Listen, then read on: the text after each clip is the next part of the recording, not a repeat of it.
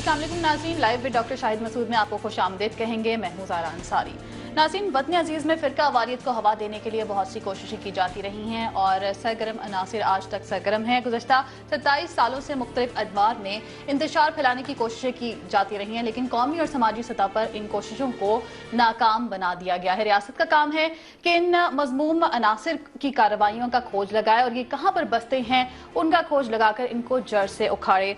बात करेंगे आज की कालादम तंजीमें जो कि सरगर्म हैं, उनके खिलाफ रियासत की जानिब से अभी तक कोई हिकमत अमली तरतीब क्यों नहीं दी गई उनको जड़ से उखाड़ने के लिए। साथ साथ ये भी बात करेंगे कि फिरका वारियत जो फसादात हैं उनका खात्मा मुमकिन है या नहीं।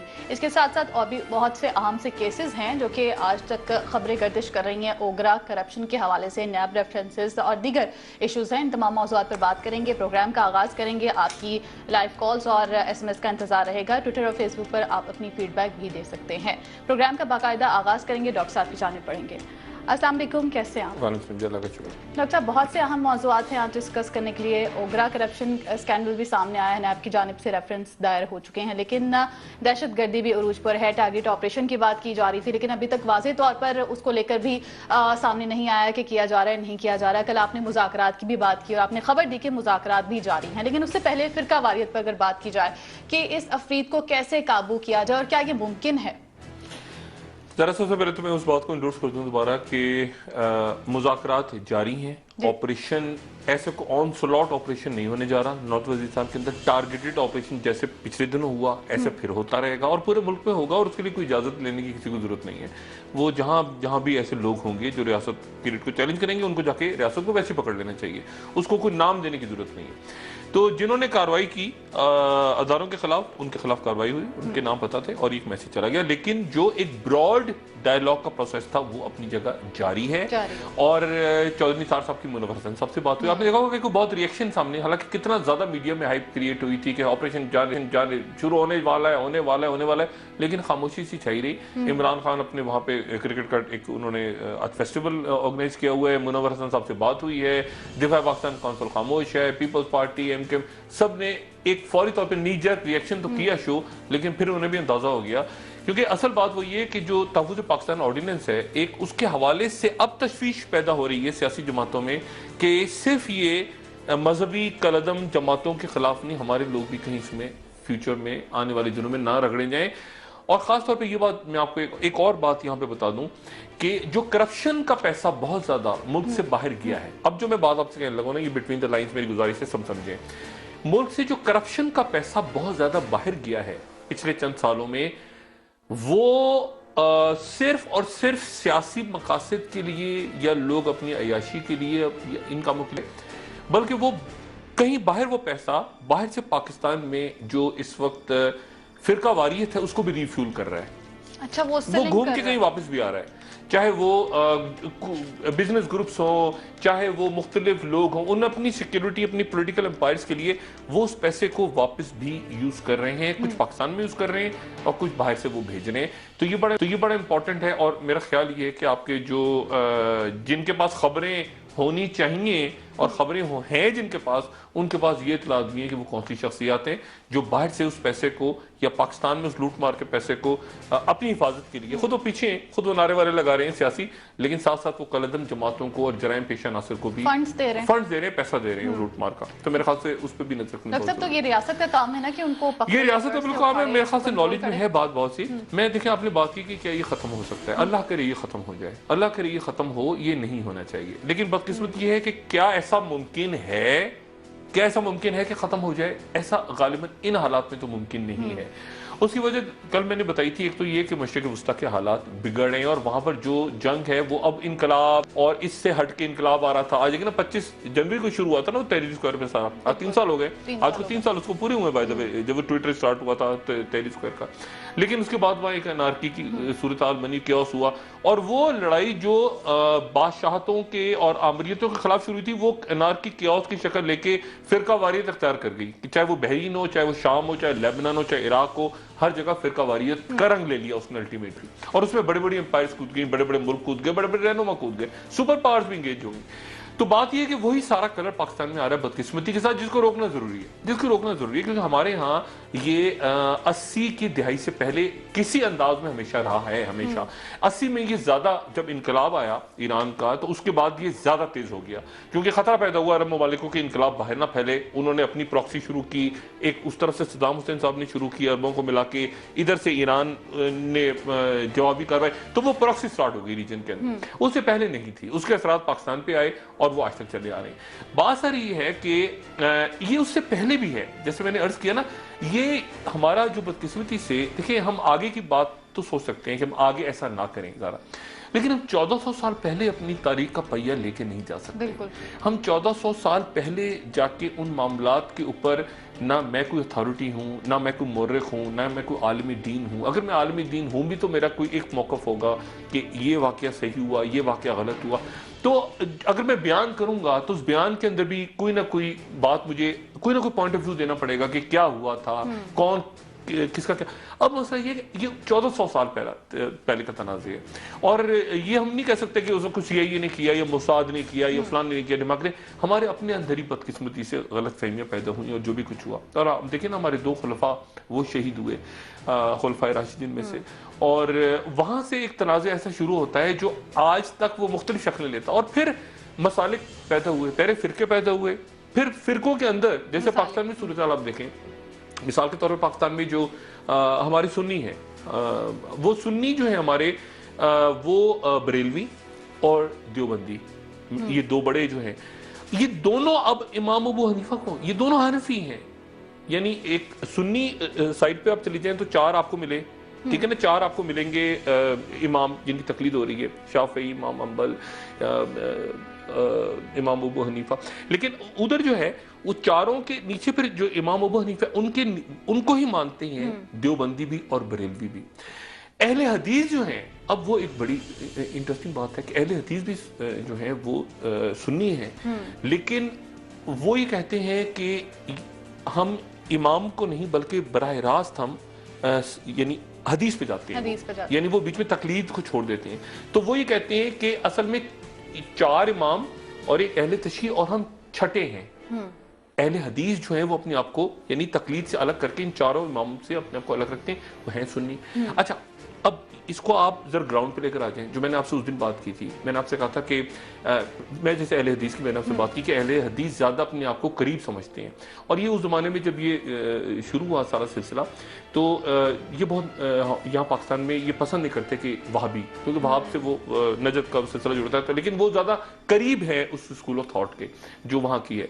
और जाहिर है कि साजिद मीर साहब भी हैं, इब्तिसाम इलाही जहीद साहब हैं, बाकी इसमें बड़े उलमा हैं इसके। और लेकिन इसमें अब आप देखें कि बहुत कम लोगों को ये पता है कि जमातुद दावा भी अहले हदीस है। यानी हाफिज सईद साहब जो हैं, हाफिज सईद साहब वो उनका जो मसलक है वो अहले हदीस है, वो देवबंदी नहीं है, वो बरेलवी भी नहीं है।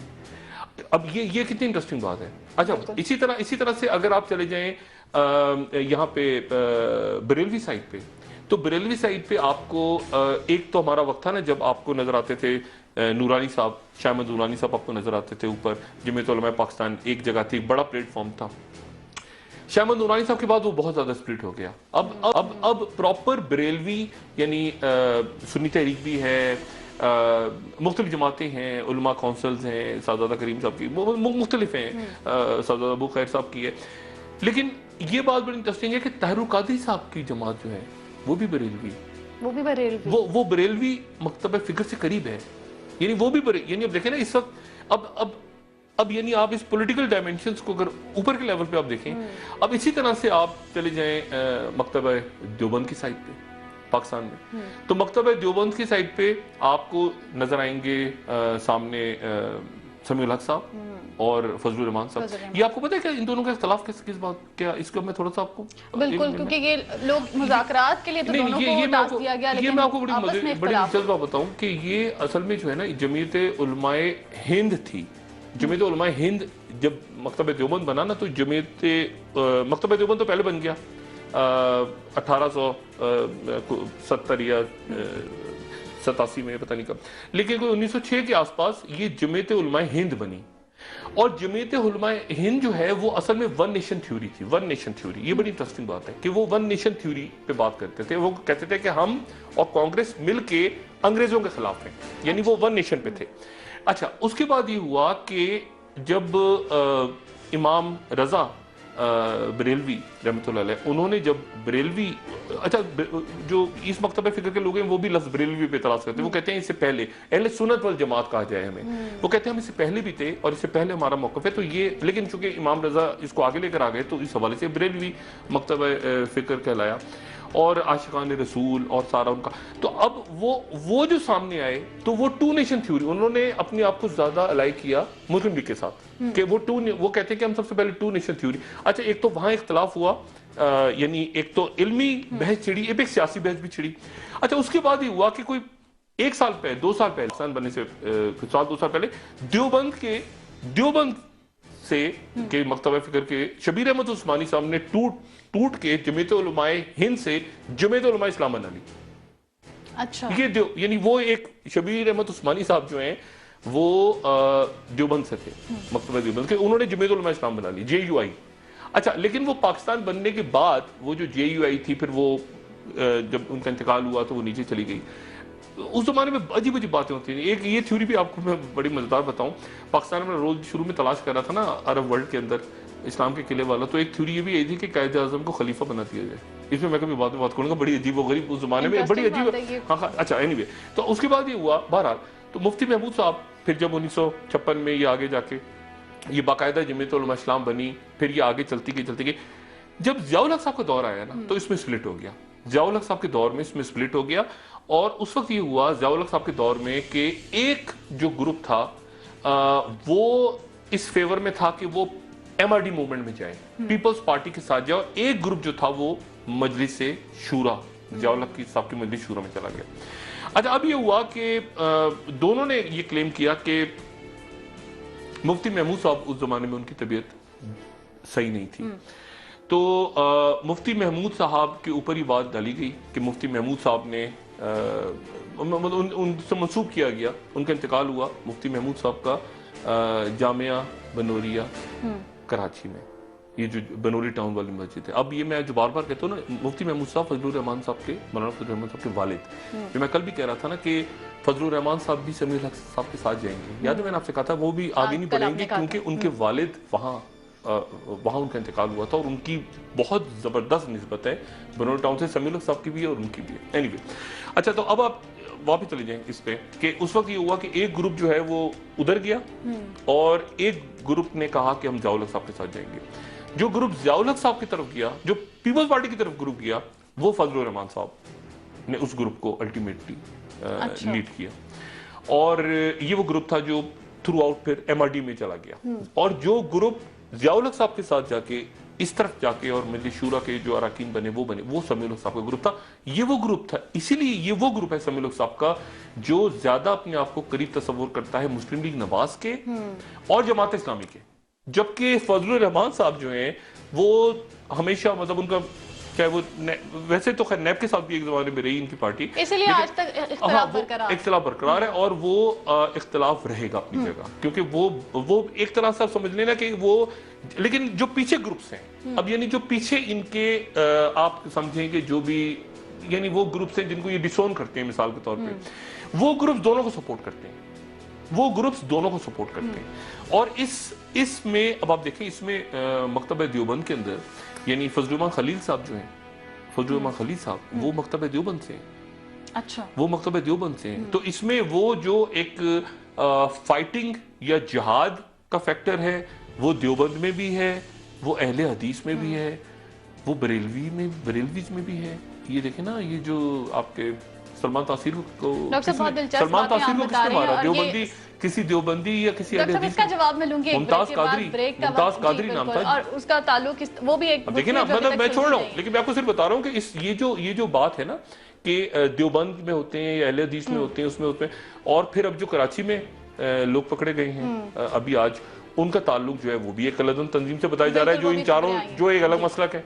तो मामला ये है कि ये बार बार बैन होते हैं, ये सब बैन होते हैं और ये हिस्टोरिकली बैन होते हैं, लेकिन बात ये है कि ये एक, आप समझिए ना, ये एक बहुत पावरफुल मोटिव है जिसको तब्दील, जिसमें सिर्फ ये कहा जा सकता है कि आप ठंडे हो जाएं, सुकून से रहें, लेकिन जो ग्रुप्स के विद इन बात कर रहा होता है कि आप ठंडे हो जाएं, एक कलदम तंजीम में कोई कहेगा ना कि दूसरे से क्या ठंडे हो जाओ, तो वो जो स्प्रिंटर ग्रुप है उसी तंजीम का वो उसको मार देगा। और ये आपस में हर तंजीम के अंदर, हर पार्टी में ये बड़े बड़े इनके रहनुमा जो हैं ये आपस में आप देखें तो ये इंटरनल फाइट की वजह से हुए कि उनके रहनुमा कत्ल हो गए। फिरका वारियत का खात्मा अभी तक मुमकिन नजर नहीं आ रहा है, इसका जवाब मैं लूंगी ब्रेक के बाद। एक और अहम खबर है कि मुल्क के आला ओहदेदार, सरबरा आला ओहदों के उनके अकाउंट्स फेक होने की खबर सामने आई है। ट्विटर अकाउंट्स फेक होने की खबर सामने बैंक अकाउंट समझेंगे, ट्विटर अकाउंट्स फेक होने की खबर सामने है। उसमें आर्मी चीफ भी हैं, उसमें वजीर आजम भी हैं, उस पर बात करेंगे। ये कंट्रोवर्सी का, ये मामला का है, लेकिन नाज़रीन इस ब्रेक के बाद स्टे ट्यून्ड।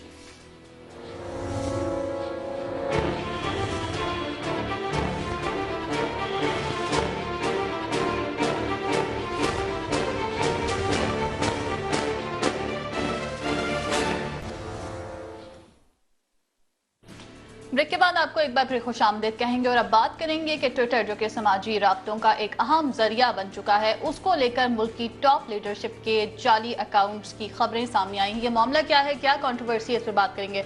डॉक्टर साहब, आपकी प्रेजेंस ट्विटर पर बहुत ज्यादा है, ये कंट्रोवर्सी सामने आ रही हैं कि वज़ीर आज़म नवाज शरीफ और आर्मी चीफ के अकाउंट्स जाली हैं। हालांकि वज़ीर आज़म नवाज शरीफ का जो अकाउंट है, ट्विटर अकाउंट, वो गुज़श्ता 14 महीनों से चल रहा है। मरियम नवाज भी उसको फॉलो करी है, लेकिन अब खबर सामने आई कि ये अकाउंट फेक है। आर्मी चीफ के अकाउंट के हवाले से भी खबरें सामने आ रही हैं। अब लोग शशोबंश का शिकार हैं कि फॉलो कर रहे हैं। आर्मी चीफ का जो अकाउंट है वो तो आईएसपीआर को मेंशन किया था बाकायदा, जनरल बाजवा साहब को, और उनका फिर ट्वीट आया था कि हम इसको ब्लॉक कर रहे हैं, हम इसको देख रहे हैं। ठीक है ना। बाकी मसला ये कि आपसे ट्विटर अकाउंट खुदा ना खास्ता वजीर आजम का अकाउंट जो है वो हजारों लोग फॉलो कर रहे हैं और वो समझ रहे थे कि दुरुस्त है। ठीक है ना। और आर्मी चीफ का अकाउंट भी, बावजूद उसके कि वो फेक कह दिया उन्होंने, मगर वो चल रहा है और उस पर तस्वीरें आ रही हैं और बाकायदा ऐसी तस्वीर हैं जो बड़ी जबरदस्त होती हैं। उसको लोग, यानी कोई शोदा की, कोई इस तरह की लोग उसको रिट्वीट करते हैं। अब मुझे तो ये मैं समझने का असर हूँ कि आप काउंटर टेररिज्म पॉलिसी बना रहे हैं मुल्क में, आप ट्विटर कर देंगे जी तो न्यूक्लियर वॉर छिड़ जाएगी। आप देखें, आप अगर ट्वीट कर दें और पूरी दुनिया उसको फॉलो कर रही है, वॉशिंगटन पोस्ट से लेके न्यूयॉर्क टाइम्स से लेके अरब, पूरी दुनिया एम्बेसीज फॉलो कर रही हैं, और अचानक कह रहे हैं ट्विटर अकाउंट जाली और आप जो ब्लॉक नहीं हो पा रहा, तो मेरा ये ख्याल है कि ये थोड़ा सा हम लोग जो हंसी मजाक में और बात दफा उछल कूद में हम लगे रहते हैं ना एज अ रियासत, तो कुछ चीजों को संजीदा लेना चाहिए। और बेशतर इसके कि वो ट्विटर अकाउंट ही मिसयूज हो, देखिए ना, पता नहीं कौन खुदा का बंदा इस्तेमाल कर रहा है उसको। वजीर आजम पाकिस्तान बना हुआ है और प्रॉपर इंग्लिश के साथ, ये नहीं कि बड़ी जबरदस्त उसमें तस्वीरें, अटैचमेंट, ये वो। मुझे डायरेक्ट मैसेज आ गया, बल्कि वो जनरल राहिल शरीफ का जो जाली अकाउंट था, मैंने उसको सबसे पहले फॉलो किया। अब अच्छा, अब मैं को ये नहीं कि मैं कोई गलत काम करूं तो सब शुरू कर दें, मैंने फॉलो किया, हजारों पीछे आ गए। अच्छा चले जी। अब मैंने उसके बाद पूछा कि ये जाली अकाउंट है, तो डायरेक्ट मैसेज आ गया, मुझे डीएम आता है ना जनरल राहिल शरीफ के अकाउंट से, डायरेक्ट मैसेज आया कि ब्रदर। तो मैं खुश, मैंने कहा अच्छा, उस वक्त मुझे नहीं पता था, मैंने कहा तो ब्रदर कह दिए तो मजे आ गए। अब ये नहीं, मैं हारून रशीद दूंगा नया आर्मी चीफ का, हमारे बड़े मोहतरम हारून रशीद साहब, तो मैं अच्छा थोड़ी देर बाद बताऊँ जाली, तो brother this account is real, please trust me. ये कैसा आर्मी चीफ है, वो बारह पता चला कि वो मुझे, मैंने कहा यार ये तो बड़ा, ये तो मरने वाली बात है। लेकिन मसला ये है कि वो पता चला वो जाली। अब वो जाली अकाउंट को ब्लॉक करें, अब जाली अकाउंट को ब्लॉक करें, और इतना ही कहा जा सकता है उस अकाउंट से इस तरह के कोई ऑपरेशन का, कोई न्यूक्लियर जंग का, कोई खुदा ना खास्ता उल्टी सीधी बात वहां से आ जाए, तो वैसे ही आपको पता है ना वो शशि थरूर और वो वीना मलिक और सारे अकाउंट उनके मुसीबत खड़ी कर चुके हैं, तो मेरे ख्याल से इन शख्सियातों का नहीं चाहिए। अच्छा, इसको रोका कैसे जाए? क्या इन वेबसाइट्स के लिए कोई लॉ नहीं मौजूद? पता नहीं, खुदा जाने क्या है। मैं ये ना करें कि बंद कर दें फेसबुक, उसकी यूट्यूब की तरह, खुदा का वास्ता ये ट्विटर को बंद ना कर दें। ये मैं वैसी बात कह रहा हूँ कि उसको अकाउंट होल्डर को ब्लॉक। ये तो यूट्यूब पता नहीं क्यों उन्होंने बंद की हुई है पाकिस्तान में, और इतना कुछ उस पर मुझे नहीं पता क्यों बंद की हुई है। खुदा जाने सॉफ्टवेयर आ रहा था, पता नहीं रहमान मलिक साहब के दौर में कहीं से चला था, वो रिक्शे में बैठ के, वो पता नहीं उसका भी कुछ स्कैंडल निकलेगा, तो उसे करोड़ों रुपए खाए गए, जैसे निकल रहा है ना अभी वो काउंटर टेररिज्म फंड खाया गया, उसके भी निकलेंगे, उसमें भी खाए हुए पैसे खा गए होंगे लाखों करोड़ों रुपए, वो सॉफ्टवेयर ही नहीं आ रहा यूट्यूब का। अच्छा, अब मैं आपको सिर्फ एक बात यहाँ कहना चाह रहा हूँ, पिछली जो मैं बात कर रहा था सेक्टेरियनिज्म के हवाले से, ये तो आपकी ये हो गए ना जो आपने सुन्नी साइड पे लिया, अब ये अहले रशी में भी है, कलदम तंजीम है, ये इस तरफ भी है उस तरफ भी है, ठीक है ना। इधर सफाई साहबा, लश्करी जंगवी, बाकी अच्छा एक सेक्टेरियन अलग है और जिहादी अलग है, ये दो सेपरेट करें आप। सेक्टेरियन वो है जो सामने वाले सेक्ट को कह रहे हैं कि ये इसको ये काफिर, अच्छा। उसको मार रहे हैं, और एक वो जिहादी है, एक वो जिहादी है जो कश्मीर, अफगानिस्तान, बोस्निया, इधर उधर पुराना लंबा चौड़ा उनका हिसाब किताब है, और वो एक ग्लोबल, वो एक अलग है। तालिबान की डेफिनेशन में आते हैं? नहीं, तालिबान तो देखिए ना, तालिबान सेक्ट, वो सेक्टेरियन और जिहादी मिक्स हुआ हुआ है इस वक्त गड़बड़ है, ठीक है ना। एक सेक्ट, अब देखिए ना जो सीरिया में हो रहा है, अब सीरिया में अगर हिजबुल्लाह है और वो अहले तशी हैं तो वो जिहाद भी कर रहे हैं, इस्लाम के नाम पे लड़ भी रहे हैं, और वो उसको सेक्ट भी कह सकते हैं आप। इसी तरह मतलब ये डिपेंड करता है ना सारा। इसी तरह अगर वो अलकायदा या सुन्नी वो साइड एक्सट्रीम पे साइड पे जाके वो तो सेक्ट भी आ गया और जिहाद भी आ गया, वो उनके नजदीक जिहाद भी हो रहा है कि हम मार रहे हैं मुर्तदों को, काफिरों को, और वो एक तरह से वो सेक्ट भी आ गया, दोनों साइड पे। तो इधर सफाई साहबा हो गई, लश्करी जंगवी, ये कलदम जमातें हो गई, उधर सफाई मोहम्मद है, बाकी लोग हैं। वो कराची में आ रही है खबरें कि वो एक को पकड़ा है, वो दूसरे को भी पकड़ेंगे, उधर भी पकड़ेंगे, उधर, क्योंकि मारामारी में सब है। और अब देखें ना, अब ये बहुत बहुत ही एक खौफनाक चीज है। और इसमें जो सबसे बुरी बात आ रही है ना सामने, वो आ रही है आपकी, जो मैंने कल भी बात की थी, आपकी सो कॉल्ड लिबरल और सेकुलर क्लास, जिसको जो देखें, जिसको बिल्कुल आराम से सुकून से रहना चाहिए कि नहीं यार हम सब मुसलमान हैं, देखो ठंडा करीमा, बदकिस्मती से वो इसमें सबसे खतरनाक रोल प्ले कर रहे हैं। मैं नाम नहीं लेना चाह रहा, लेकिन बहुत अच्छे बड़े मोतबर सेकुलर शख्सियात जो है ना, वो अपने बजाय से कि मामले को ठंडा करें, वो इसको इग्नाइट कर रहे हैं। लोगों के जज्बात आप कार्टून देखें छप रहे हैं दाढ़ियों के साथ पॉलिटिकल फिगर्स के कार्टून छप रहे हैं अखबारों में। आप अगर ट्विटर्स पे जाएं, एक तो अननोन अकाउंट्स है ना, लेकिन एक नोन शख्सियत है, वो वॉच भी हो रही है बाकायदा। मैंने दोनों तीनों चारों मसाले के लोगों से पूछा, कौन है नहीं वो वॉच हो रही है, वो देखिए ना, वो कार्टून बना रहे हैं, दाढ़ियों का मजाक उड़ा रहे हैं, दूसरी शख्सियत का मजाक, वो मजाक उड़ा रहे हैं, वो कॉलम, वो ट्वीट कर रहे हैं मजाक। अच्छा, अब वो वॉच हो रहे हैं। तो मैंने चारों मसाले के लोगों से पिछले 24 घंटों में मैंने राब्ता किया, उन मसाले के उन लोगों से जो जरा मिलिटेंट किस्म के लोग हैं।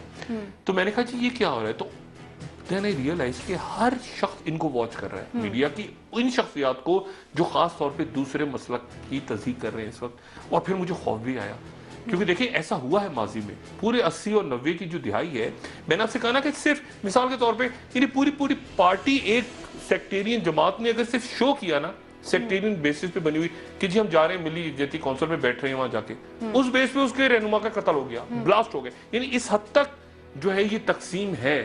तो अब बजाय इसके कि आपके मीडिया, मैं सारी मीडिया की बात नहीं कर रहा, ओवरऑल मीडिया, मैं आपको मीडिया की बात हो रही है, कुछ शख्सियात वो मैं परेशान हो गया। मैंने कहा यार ये इतने अच्छे लोग हैं पढ़े, और खास तौर पे इंग्लिश प्रेस में हो रहा है, इंग्लिश प्रेस में बहुत ज्यादा हो रहा है। और मैंने जब इनके नाम सुने और मुझे बताए लोगों ने, उन्होंने कहा इस आदमी को देखें, इसने उस अखबार में क्या लिखा है, इसने देखें इसने दाढ़ी की तस्दीक की है, आप ये देखें इसने यहाँ मजाक उड़ाया, अब ये देखें हमारी हम तो छोड़ दें, आप हम हनफी हैं या मालकी हैं या शिया हैं, या ये दाढ़ी का मजाक उड़ा रहे हैं, ये दाढ़ियाँ कट एंड पेस्ट करके कार्टूनों में तो उसके ऊपर मेरे लिए काफी तशवीशनाक बात थी कि मीडिया को इस तरह मॉनिटर किया जा रहा है और वॉच किया जा रहा है। मीडिया को मॉनिटर किया जा रहा है, थ्रेट्स की भी खबरें आ रही थी, उस पर भी बात करेंगे। कॉल है मोहम्मद यूनुस साहब इस्लामाबाद से हैं।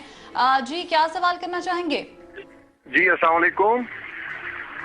जी अस्सलाम वालेकुम। वालेकुम सलाम। जी अस्सलाम वालेकुम जी, आवाज आ रही है आपको? जी बिल्कुल आ रही है भाई, खैरियत से आप ठीक ठाक हैं? जी अल्लाह का एहसान है। डॉक्टर साहब मैं आज ये करना चाह रहा हूँ कि ये जो प्रॉब्लम है, ये मैनरिज्म एंड एटीट्यूड प्रॉब्लम है। अगर हम फर्ज करें, ये कहते हैं ना जो रिजिडिटी पाई जाती है, जो कंजर्वेटिवनेस पाई जाती है, इसको अगर थोड़ा सा लूज करना है तो उसके लिए निगोशिएट करना जरूरी है और उनके मैनर्स एंड बिहेवियर्स को चेंज करना जरूरी है। लेंस जो हमने लेंसेज लगाए हुए हैं, उसमें मैं समझता हूँ गली गली कूचे कूचे में रिजिडिटी एंड कंजर्वेटिवनेस पाई जाती है। और क्या वो दूसरे जो लोग हैं जो मजहब से इतना एडिक्ट, मतलब रिलीजियसली इतने ज्यादा वो बाउंड नहीं है या थोड़े से लिबरल हैं, क्या अगर उनकी एटीट्यूड और उनके बिहेवियर में रिजिडिटी पाई जाती है तो क्या वो भी तालिबान की शक्ल में पाए जाएंगे? मैं बिल्कुल मैं यही बात कर रहा था कि देखें लिबरल इस्लाम एक लिबरल मजहब है, बिल्कुल लिबरल, बिल्कुल एक इतनी टॉलरेंस सिखाता है इस्लाम मजहब, आपका इतनी टॉलरेंस सिखाता है कि शायद ही कोई मतलब, आप जरा देखें ना, कल मैंने बात की ना 30 साल तक वहां पे जब लड़ाई हुई प्रोटेस्टेंट्स की, वो नाम वहीं, मैं कल भी बता रहा था, नाम ही वहीं से निकला, प्रोटेस्टेंट्स प्रोटेस्ट कर रहे थे वो कैथोलिक से, 60,000 औरतें जला दी उन्होंने विच हंटिंग में। ये 30 साल जंग जो हुई उनके फिरकों की, मतलब बहुत बहुत बर्बादियां हुई हैं। आपके यहाँ ये नहीं हुआ, आपके यहाँ ऐसा नहीं हुआ, हुए हैं वाकयात होते रहे हैं, खिलाफतें गिरी हैं, सफ़ी वहाँ बैठे रहे, उस्मानी वहाँ बैठे रहे, दोनों एक दूसरे को नहीं माना, आपके यहाँ भी बहुत कत्ल गारत हुई है। लेकिन आपने इस वक्त क्या करना है, आप एक प्लूरल सोसाइटी है ना, अब आपके वो लोग जो समझते हैं कि मैं सुन्नी हूँ, मैं एक मुसलमान हूँ, मिसाल मेरे लिए उसी तरह से मकतबा देवबंद, हनफी, मालिकी, शाफी, अहले तशी, आखानी, बोरी, सारे मेरे भाई हैं, और मैं हकीकत में कोई ये बात नहीं कर रहा। तो अब जो ये होना चाहिए एटीट्यूड लिबरल्स का। लिबरल्स बदकिस्मती से एक तबका ऐसा है लिबरल्स का जो ये कर रहा है इस वक्त कि अपने आप को लिबरल साबित करने के लिए वो दूसरों को गालियां दे रहे हैं। ओ ये तो मौलवी हो, ये तो फलाना हो, मौलवी हो, दाढ़ी वाले हो, इनको तो फेंको उठा के हो, इनको तो। उसके नतीजे में क्या हो रहा है, उसके नतीजे में देखिए ये उनका काम नहीं है, यानी अब आप देखें ना मिसाल के तौर पे, अच्छा उसके नतीजे में जो आपके जो ढंग की बात करने वाले लोग हैं ना, ढंग की बात करने वाले, चाहे वो उलमा हो या वो प्रॉपर सेकुलर शख्स, वो खामोशी इख्तियार कर रहे हैं अंग्रेजी, वो खामोशी इख्तियार करें क्योंकि उस सामने से बेहूदगी शुरू हो गई है, बेहूदगी शुरू हो गई। मतलब आपने मैंने अखबार देखे पिछले 6 महीने के, मैं पढ़ता हूँ अखबार, लेकिन मैं हैरान हुआ कि ये जो कलदन तंजीमें हैं इनके लोग किस तरह मॉनिटर सारे, यानी उनके, मैं हैरान हुआ जब वो कह रहे डॉक्टर साहब आप तो आपने वो एंड ऑफ टाइम बनाई थी, आपने बड़ा अच्छा किया, उसमें आपने इमाम मेहदी का जिक्र किया, अहले तशय्युई का भी किया, उसको भी किया, तो आप क्या, मैंने कहा यार ये छोड़ दो, मैं क्या हूँ, मेरा सेक्ट छोड़ दो।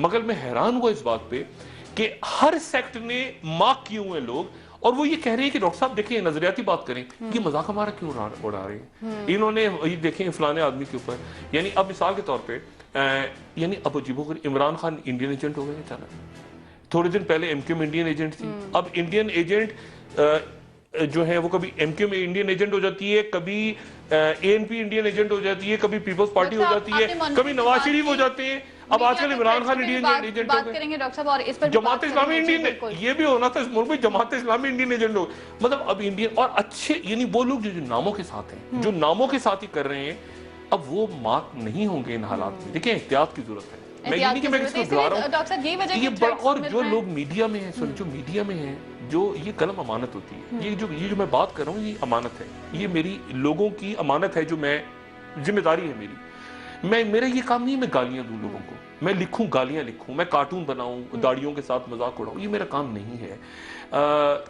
ये माजरत से भांड मरासियों का काम भी नहीं है, ठीक है ना। ये सहाफत में आप लोगों को एजुकेट करें, अगर आप खुद पार्टी बनेंगे ना, 4 पार्टी बन जाए, यानी मैं प्रो तालिबान नहीं हूं, मैं टीडीपी को नहीं मानता, लेकिन मेरा एक और पॉइंट ऑफ व्यू भी है, वो स्ट्रेटेजिक पॉइंट ऑफ व्यू है। मैं तालिबान के इस्लाम को कौन मानता है पाकिस्तान में, कोई भी नहीं मानते लोग, सारे उलमा ही नहीं मानते, उसका एक स्ट्रेटेजिक पॉइंट ऑफ व्यू है कि निगोशिएशन फलाना अफगान, मैं वो चीज स्टडी करता हूँ। लेकिन मसला ये कि उसमें अगर आप सबको गालियां देना शुरू कर दें लोगों को, मुनव्वर हसन की आप मजाक उड़ा रहे हैं, कभी आप एमक्यूएम इजरायली एजेंट हो गई, कभी नवाज शरीफ इंडियन एजेंट, सबको, और इस तरह करेंगे आप, तो मेरा ख्याल से फिर मीडिया वो जो अंडर करंट्स नीचे चल रहे हैं, जो कि एक्सट्रीम अंडर करंट्स हैं, उसकी जद में मीडिया तो आएगा। हमारा तो काम, लेकिन हम खुद भी हो सकता है, मैं भी आ जाऊं कि आप लोगों को दिलचस्प बातें और गुफ्तगू तलब है।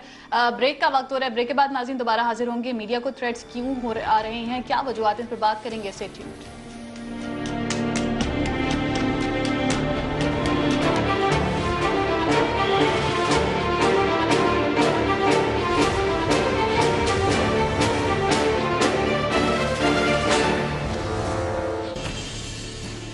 नाज़रीन ब्रेक के बाद आपको एक बार फिर खुशामदीद कहेंगे, प्रोग्राम के सिलसिले को एक बार फिर आगे बढ़ाएंगे। ब्रेक से पहले डॉक्टर साहब हम बात कर रहे थे कि मीडिया को थ्रेट्स किस वजह से मिल रहे हैं, क्या वजूहात है, वो डिस्कशन जारी थी।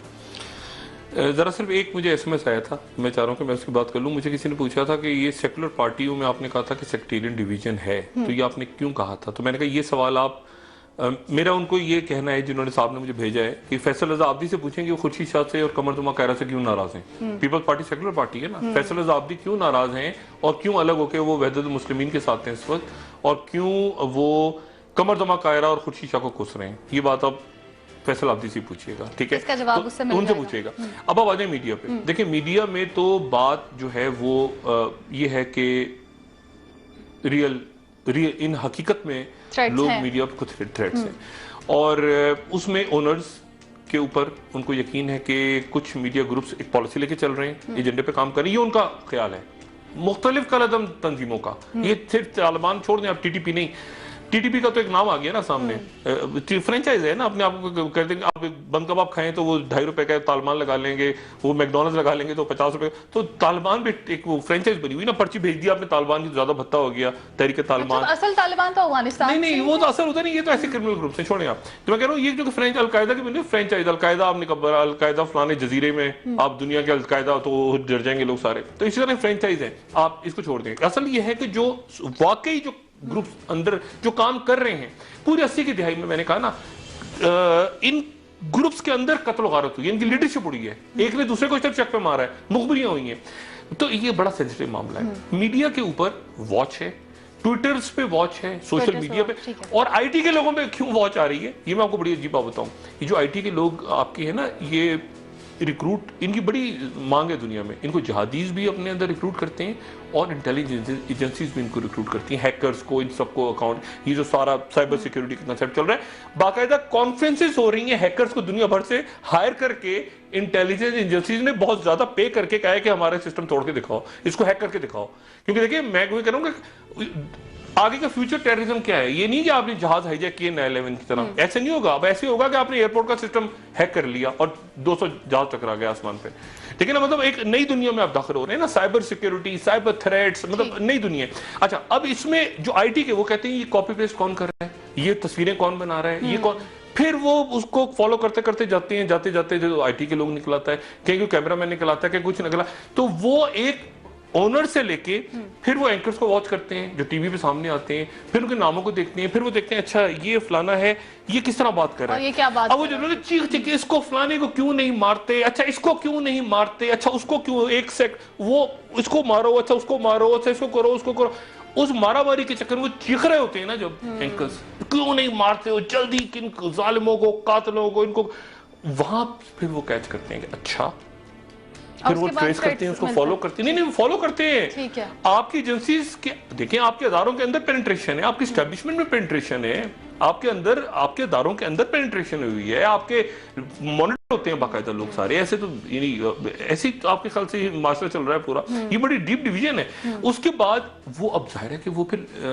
अच्छा, वो फिर जिनके लिए काम कर रहे हैं, वो अगर मिसाल के तौर पर ट्रेस हो जाए कि जी फलाना शख्स है, और अच्छा जी इसका ये कहां से आया, इस अदारे के अंदर पता चलेगा ये फलाने ग्रुप की तरफ से उसकी पर्ची पे आया, अच्छा फिर वो बिल्कुल ट्रेस हो गया, अच्छा फिर वो क्या बोल रहा है वही बोल रहा है, अच्छा फिर उनकी रेटिंग्स कैसे बढ़ रही हैं, ये भी मुझे मेरे साथ पिछले 24-48 घंटों में डिस्कशन हुई कि डॉक्टर साहब ये शोज की रेटिंग्स ये किस हिसाब से बढ़ रही हैं, जिनमें फलाने सेक्ट को ज्यादा गाली पड़ती है। मैंने कहा भाई मुझे कुछ नहीं पता, क्या तुम इतना मॉनिटर कर रहे हो।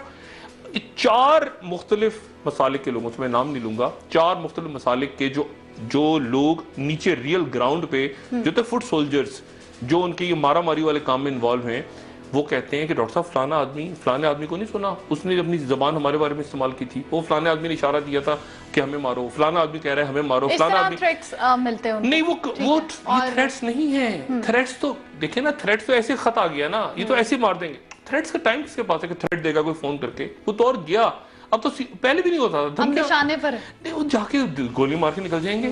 देखे ना, वो उलमा को नहीं छोड़ा भाई, उलमा आप बड़े बड़े, आप हिस्ट्री तो उठाएं 1400 साल की, और इस वक्त जबकि प्रॉक्सीज आपकी पड़ोस की इंटेलिजेंस घुसी हुई है, कहीं से आपकी कोई दाएं बाएं सारे मुल्कों ने अपनी इंटेलिजेंस घुसाई, बड़ी अरबों की इन्वेस्टमेंट है, बहुत खून गिरा है जमीन पे पिछले कई सालों में, बहुत खून गिरा है लोगों का, बेगुनाहों का। अब मेरी सिर्फ ये गुजारिश है कि मीडिया में जितने मेरे दोस्त बैठे हैं, चाहे वो प्रिंट, मैं इससे ज्यादा बात, मेरे पास नाम भी हैं, मुझे बहुत से लोगों ने कहा कि डॉक्टर साहब आप हर एक से आपकी अच्छी सलाम दुआ बड़ी बैलेंस, मैंने कहा हाँ मेरे पास नाम है, और मैं पब्लिकली कह रहा हूँ मेरे पास नाम है।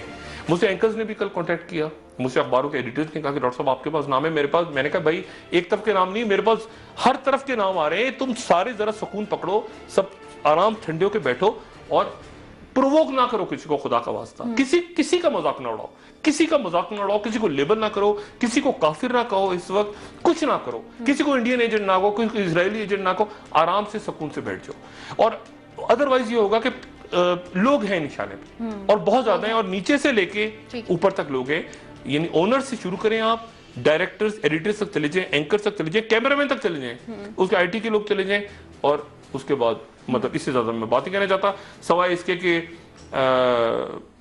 जाहिर हसास सतारों का काम है, और गालिबन उनके पास यकीनन लिस्टें हैं, चैटर तो होती है ना, टेलीफोनों पे सुनते हैं सारी बातें। डॉक्टर साहब, शुरू में करप्शन की बात आपने की थी कि पैसा मुल्क से बाहर जा रहा है, लेकिन ओगरा करप्शन के हवाले से भी नैब काफी सरगर्म नजर आ रही है। 2 रेफरेंस दायर कर दिए, बड़े बड़े नाम सामने आए, ECL में भी शामिल कर दिए गए हैं। आपको लगता है कि एहतसाब वाकई होगा? नहीं, इसमें 2 राय हैं। एक तो ये कि 2 रेफरेंस डाल के कंफ्यूज कर दिए। एक तो ये राय आ रही है बड़ी स्ट्रॉन्ग कि नैब ने, कमर चौधरी साहब से मैं 2-3 दिन पहले मेरी मुलाकात हुई थी चेयरमैन नैब साहब से, तो मैं उनसे मिलूंगा एक आध दिन में, उनसे पूछूंगा कि 2 रेफरेंस क्यों गए हैं, क्योंकि 2 रेफरेंस तो कंफ्यूजिंग है ना। मेरे ऊपर 2 FIR कट जाएं, एक FIR में मैं कुछ और हूं, एक FIR में कुछ, मतलब ये तो कंफ्यूज कर दिया आपने। 2 रेफरेंस क्यों भेजिए आपने? एक रेफरेंस बनता है ना, तैनाती को भी जोड़ दें आप करप्शन के साथ। और दूसरी बात यह है कि इसमें से कुछ नाम निकल गए हैं, कुछ बड़े इंपॉर्टेंट नाम ऐसे हैं जो तफ्तीश के दौरान थे और बाद में निकल गए हैं। ऐड जो तो हुए हैं वो तो हुए हैं, जो निकल गए हैं नाम वो कैसे निकले हैं। और मैं यहां बात फिर रिपीट कर रहा हूं कि जो ये पैसा लूटा गया है ना, बहुत सारा पैसा, देखिए होता क्या है कि एक पैसा होता है जो आप लूटते हैं, फिर उस पैसे का बहुत बड़ा हिस्सा आप उसको बचाने के लिए भी अपने पास रखते हैं कि ये तो मैंने लूट लिया ना, अब मैं इसको सस्टेन करने के लिए खर्चूं पैसा, मैं फलाने क्रिमिनल्स को, फलाने लोगों को बाय करूं, फलाना लूट तो लिया ना मैंने, अब मैं उसके बाद भागूंगा कहां? मैं पुलिस वालों को, FIA को इधर उधर। इसी तरह से वो आपके मुल्क में जो सेक्टेरियनिज्म की लहर है, मैं बात दोबारा कह रहा हूं, इसमें तमाम साइडों से लूटा हुआ पैसा प्लस जिन मुल्कों में रखा हुआ है, वो मुल्क भी कह रहे हैं कि अच्छा हमारे पास रखा हुआ है ना बाहर पैसा, इसमें से कुछ पैसा हमारी प्रॉक्सी में इस्तेमाल करो, वो इस्तेमाल हो रहा है। स्टेट को यकीनन इस पर गौर करना चाहिए। बहुत शुक्रिया डॉक्टर साहब, आपका वक्त खत्म हो रहा है। नाज़रीन, आपकी फीडबैक का इंतजार रहेगा। फेसबुक और ट्विटर पर आप हमें आगाह कर सकते हैं। मेरी तरफ से आपको खुदा हाफिज। डॉक्टर साहब, आप अपने दोस्तों, रिश्तेदारों, गिरदनवाह के लोगों का सब ख्याल रखिएगा। अल्लाह हाफिज।